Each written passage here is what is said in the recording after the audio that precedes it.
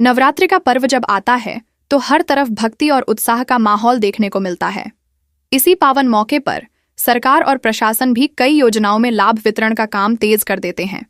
मैया सम्मान योजना के अंतर्गत भी इस बार नवरात्रि को लेकर खास तैयारियां की गई हैं, ताकि ग्रामीण इलाकों में रहने वाले जरूरतमंद और कमजोर वर्ग के लोग सीधे तौर पर इसका फायदा उठा सकें। सबसे बड़ी बात यह है कि इस योजना का पैसा इस बार केवल 1-2 जिलों तक सीमित नहीं रहेगा, बल्कि राज्य के ज्यादातर हिस्सों में पहुंचने वाला है। और सरकार ने साफ कह दिया है कि नवरात्रि से पहले और नवरात्रि के दौरान इसका लाभ पहुंचाने की हर संभव कोशिश होगी। सबसे पहले बात करें तो नवरात्रि से ठीक पहले उन परिवारों के खातों में पैसा भेजा जाएगा जिनका नाम पहले से सूची में दर्ज है और जिनका सत्यापन पूरा हो चुका है। प्रशासन ने यह सुनिश्चित किया है कि जिनका खाता आधार और मोबाइल से लिंक है, उन्हें सबसे पहले ट्रांजैक्शन मिल जाए। इसका फायदा यह होगा कि जब त्योहार का शुभारंभ हो तो परिवारों के पास खरीदारी और घर गृहस्थी की जरूरतें पूरी करने के लिए राशि उपलब्ध रहे। इसके बाद दूसरा बड़ा अपडेट यह है कि ग्रामीण इलाकों की पंचायतों में कैंप लगाकर भी सीधे लाभार्थियों को सूचना दी जाएगी कि पैसा उनके खाते में भेज दिया गया है और कोई भी बीच का बिचौलिया इसमें दखल नहीं करेगा। नवरात्रि के मौके पर इन कैंपों का स्वरूप बिल्कुल मेले जैसा होगा, जहां लोगों को योजना के बारे में जानकारी देने के साथ साथ आने वाले महीनों के कार्यक्रम भी बताए जाएंगे। तीसरा अपडेट इस योजना से जुड़े उन लाभार्थियों के लिए है जिनके खाते अब तक निष्क्रिय या डॉर्मेंट स्थिति में थे। ऐसे लोगों के खाते बैंक और जनसेवा केंद्र के सहयोग से सक्रिय किए गए हैं और नवरात्रि से पहले इन खातों को चालू कर पैसा डालने का फैसला हुआ है। इससे उन परिवारों की खुशियां दोगुनी हो जाएंगी जिन्हें अब तक तकनीकी दिक्कतों की वजह से राशि नहीं मिल पा रही थी। चौथा अपडेट शहरी क्षेत्रों से जुड़ा हुआ है। सरकार ने नवरात्रि में शहरी गरीब और मजदूर वर्ग के परिवारों को भी इस योजना से जोड़ा है। यानी जो लोग रोजगार की तलाश में शहरों में रहते हैं और जिनका स्थायी निवास गांव में है, उन्हें भी इस नवरात्रि खास किस्त दी जाएगी ताकि वे भी अपने परिवार के साथ त्योहार का आनंद उठा सकें। पांचवां अपडेट महिलाओं के लिए रखा गया है। योजना का नाम ही सम्मान योजना है और नवरात्रि में देवी स्वरूपा नारी की पूजा होती है। इसी कारण से इस बार तय किया गया है कि महिलाओं के खातों में प्राथमिकता से पैसा भेजा जाए। यहां तक कि कई जगहों पर महिला स्वयं सहायता समूह के जरिए भी लाभ पहुंचाया जाएगा ताकि गांव की महिलाएं अपने छोटे मोटे काम शुरू कर सकें।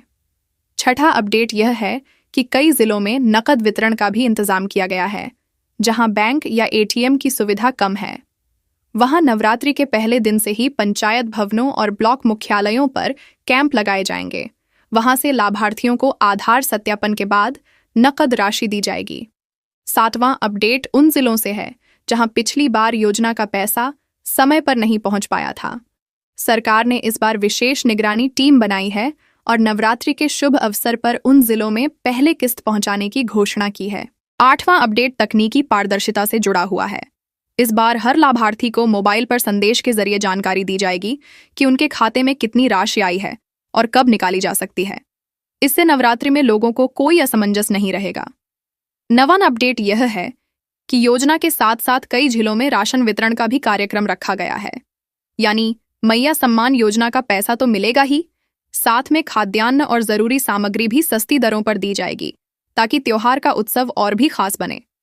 10वां अपडेट यह है कि पर्व के समय वृद्ध, विधवा और दिव्यांग महिलाओं को प्राथमिकता सूची में रखा गया है।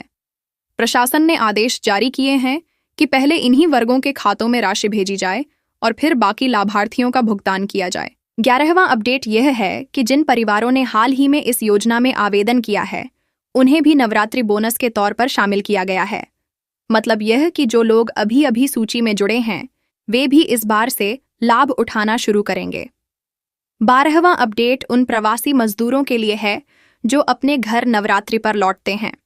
सरकार ने सुनिश्चित किया है कि लौटते समय उनके पास भी योजना का पैसा हो ताकि वे परिवार के साथ त्योहार धूमधाम से मना सकें। 13वां अपडेट छात्रों से जुड़ा है। कई जगहों पर योजना की राशि से परिवार अपने बच्चों के लिए कपड़े और पढ़ाई का सामान खरीदते हैं।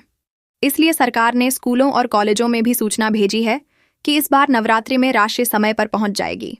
14वां अपडेट यह है कि नवरात्रि के दौरान बैंक और जनसेवा केंद्रों में भीड़ बढ़ने की संभावना है, इसलिए अतिरिक्त काउंटर लगाए गए हैं और महिलाओं तथा बुजुर्गों के लिए अलग से लाइन की व्यवस्था की जाएगी। 15वां अपडेट यह है कि जिन जिलों में इंटरनेट की दिक्कत रहती है वहां ऑफलाइन मोड में भुगतान की सुविधा रखी गई है ताकि कोई भी लाभार्थी वंचित न रह जाए। 16वां अपडेट योजना की मॉनिटरिंग से जुड़ा है। नवरात्रि में हर जिले में नियंत्रण कक्ष बनाया गया है जहां से प्रतिदिन रिपोर्ट ली जाएगी कि कितने परिवारों को लाभ पहुंचा और कहां-कहां समस्या आई। 17वां अपडेट यह है कि नवरात्रि के मौके पर सम्मान योजना का पैसा मिलने से ग्रामीण हाट बाजार भी गुलजार होंगे।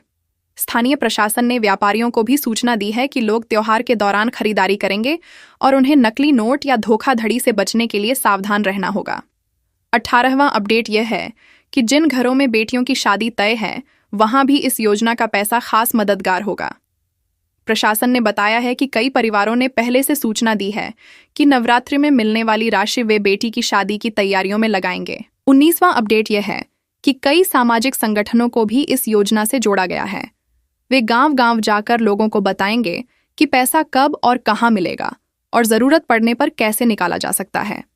20वां और सबसे अहम अपडेट यह है कि इस बार नवरात्रि में योजना का लाभ केवल आर्थिक सहायता तक सीमित नहीं रहेगा, बल्कि यह सम्मान और आत्मनिर्भरता का संदेश भी देगा।